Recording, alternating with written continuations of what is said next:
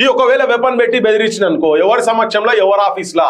ఆ ఆఫీస్ కు వెపన్ ఎట్లా పోయింది అసలు ఆ వెపన్ ఎవరిది రోహిత్ రెడ్డి వెపనా లేకపోతే సుమన్ వెపనా లేకపోతే ఇంకెవరైనా వెపనా ఇప్పుడు అమ్మాయి చెప్తున్న వెపన్ రేవంత్ రెడ్డి పంపించిందని చెప్తున్నది ఓకే ఆ మాట కూడా చెప్తున్నది మరి రేవంత్ రెడ్డి వెపనా లేకపోతే ఇంకెక్కడికి వచ్చినటువంటి వెపనా కొండ మురళి పంపించినటువంటి వెపన్ ఇదంతా తేలాల్సిన అవసరం కూడా ఉంది కదా అసలు ఈ వెపన్ల పంచాయతీ ఏంది ఇది ఎక్కడిది ఈ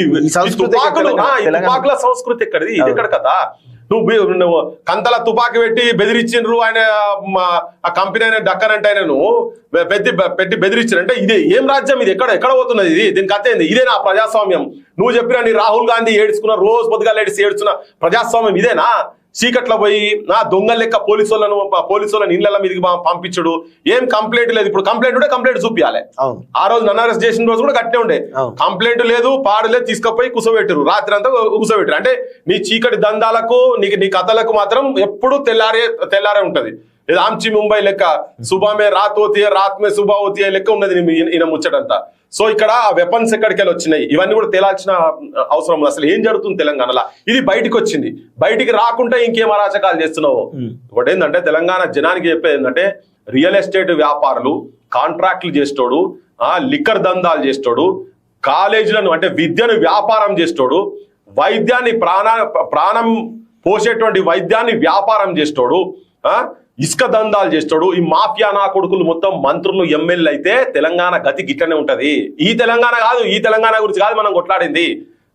ఒక రియల్ ఎస్టేట్ వ్యాపారి రేవంత్ రెడ్డి అంటే ఆయన ఇగో ముఖ్యమంత్రి అయితే గిట్లనే రియల్ ఎస్టేట్ దందాలు చేసినట్టు ఉంటది ఎవరికి ఎంత పర్సెంటేజ్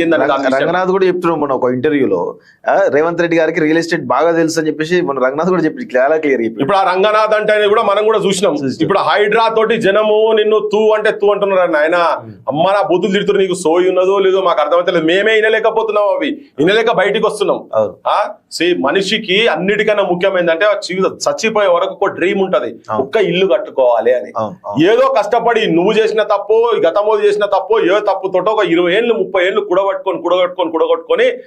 చిన్న నౌకర్లు ప్రైవేట్ కంపెనీలా కష్టపడి చెమట రక్తం ఓడిచి కూలి పని చేసుకొని చిన్న టిఫిన్ షాప్లలో పనిచేసి ఆ వాచ్మెన్ గిరిలు చేసి ఓటి చేసి గింత జాగ కొనుక్కొని ఆయనకి ఏం తెలుస్తుంది లీగలో ఇల్లీగలో ఆయనకు తెలియదు కానీ గవర్నమెంట్ మాత్రం మీరే పర్మిషన్ ఇస్తారు కరెంటోడు పర్మిషన్ ఇస్తారు నీళ్ళోడు పర్మిషన్ ఇస్తాడు నిప్పోడు పర్మిషన్ ఇస్తాడు అందరు పర్మిషన్ ఇస్తారు మొత్తం అందరు పర్మిషన్ ఇస్తే మున్సిపాలిటీ పర్మిషన్ ఇస్తాడు నల్ల కనెక్షన్ ఉంటది అది కరెక్ట్ గా వచ్చని కొనుక్కున్న ఇండ్లు నిర్దాక్షిణ్యంగా ఒక రాక్షసులు లెక్క ఒక పిశాచి లెక్క